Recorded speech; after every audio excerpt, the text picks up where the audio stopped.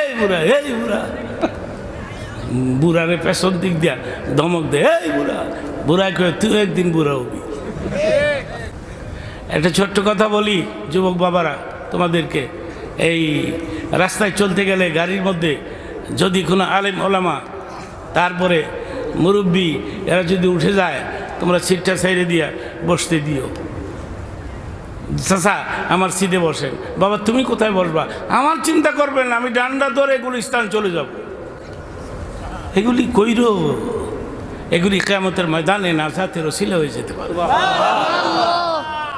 এই ওয়াজটা বোধ হয় 40 বছর ধরে করতেছি, এখনো বাসে উঠলে সিট পাই না। আমি তার বাসে উঠি না, মনে করেন আল্লাহ উঠাইলে উঠা লাগে না।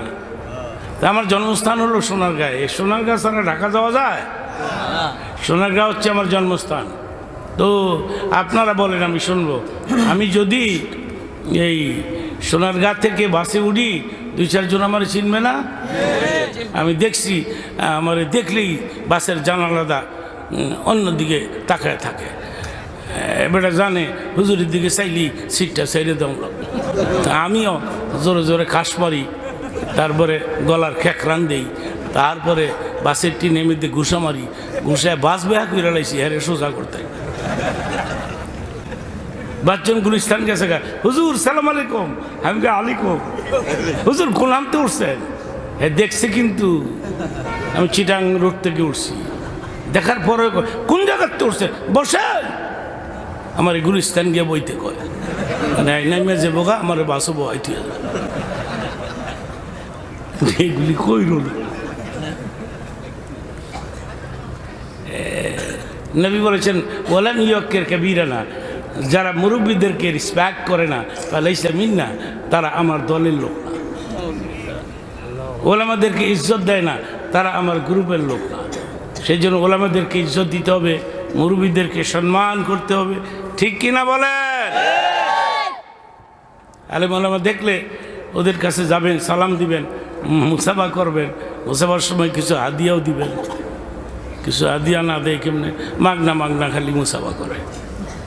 শীতের দিন ঠান্ডা হাত লইয়েছি মুসাফা করতে, দৈরে আবার যাতা দেয়। এসে যাতা দেশ দেশ 20টা টাকা দিয়া যাতা দেয়। আমি বুঝি না কোথায় টাকা দিতে হবে, এটাও তো শিখো নাই। কি সাতার মুসলমান হইলাম। দাড়ির কথাটা বলে ফেলি। এই হাদিসটা যেটা আমি পাঠ করলাম, এই হাদিসটা শোনার পরে এক ব্যক্তির তাসির হইছে। তো বাসায় গিয়া ছেলে মেয়েদের ডাইকে বলতেছে, এদিকে আয়, আমার চুল দাড়ি তো ইদানিং সাদা হয় নাই, আমি যদি মইরা যাই গা, তো এক কাজ করিস, ময়দা দিয়া আটা দিয়া চুল দাড়ি সাদা কইরা এরপরে কবর দিস। খোদার কুদরত এগুলি। আল্লামা থানভীর রহমতুল্লাহ আলাই এই হাদিসের রেফারেন্সে ঘটনাটা নকল করেছেন, তার কথাটাই আমি আপনাদেরকে শোনাচ্ছি। তো তারপরে কী হলো বলে ফেলি। ওই ময়দা আটা দিয়া টাইট কইরা কবর দাঁতি হয়েছে। তো কবরে মনকির নকির 2টা ফেরেশতা আসে, প্রশ্ন করবে 3টি। একসাথে বলেন কয়টি? বাংলাতে প্রশ্ন কি? বাংলাতে, ইংরাজিতে, আরবিতে? তো তুমি যে আরবি জানো না। তুমি যদি মোমেন হও, মুত্তাকি হও, নামাজি হও, মনকির নকির প্রশ্ন করার সঙ্গে সঙ্গে আল্লাহ পাক তোমাকে উত্তরটা শিখাই দেবে। প্রশ্ন 3টি আমি করব, আপনাদেরকে বলবো, আপনারা একসাথে উত্তর দিবেন। প্রথম প্রশ্ন করা হবে, মানে রব্বুকা, তোমার রবকে?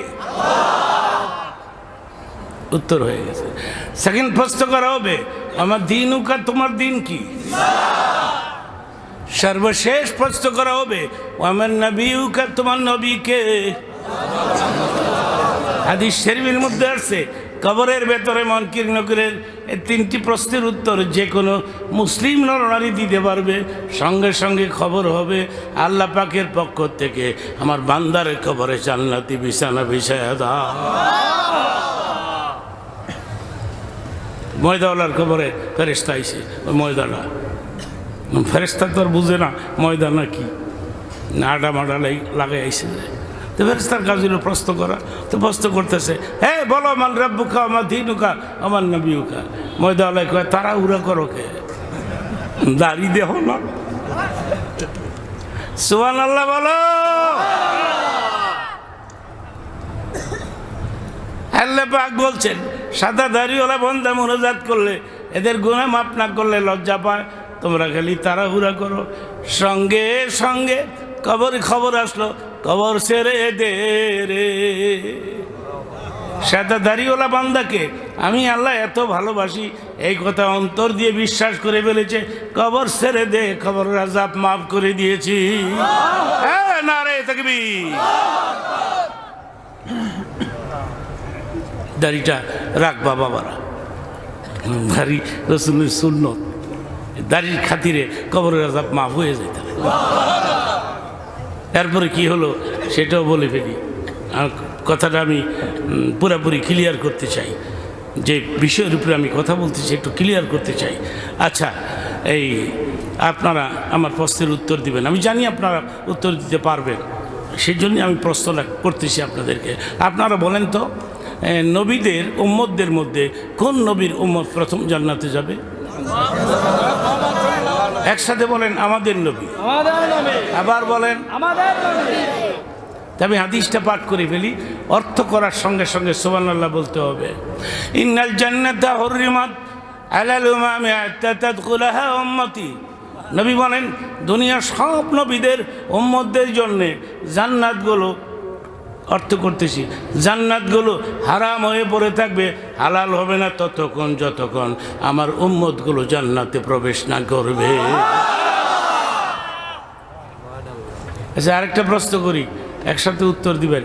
নবীদের মধ্যে কোন নবী প্রথম জান্নাতে যাবেন? বলতে ভয় পান নাকি? তাহলে হাদিসটা পাঠ করে ফেলি, এরপর অর্থ করি। ইন্নাল জান্নাতা হুররিমাত আলাল আম্বিয়া হাত্তা আদখুলাহা। অর্থ করতেছি, নবী বলেন দুনিয়ার সব নবীদের জন্য জান্নাতগুলো হারাম হয়ে পড়ে থাকবে, হালাল হবে না ততক্ষণ যতক্ষণ আমি নবী জান্নাতে প্রবেশ না করব। এবার একসাথে বলেন আমাদের নবীর সাথে কোনো তুলনা হয়? বাংলাদেশে দুটি সম্প্রদায় কাজ করতেছে, এক সম্প্রদায়ের লোকেরা বলতেছে নবী মানুষ, এক সম্প্রদায় বলতেছে নবী মানুষ না। এখন আমি কোনটা বলবো? এই 50 বছর ধরে আমি বলেছি নবী জিনও না, নবী ফেরেশতাও না, নবী মানুষ, তবে আমাদের মতো মানুষ না। ঠিক কি?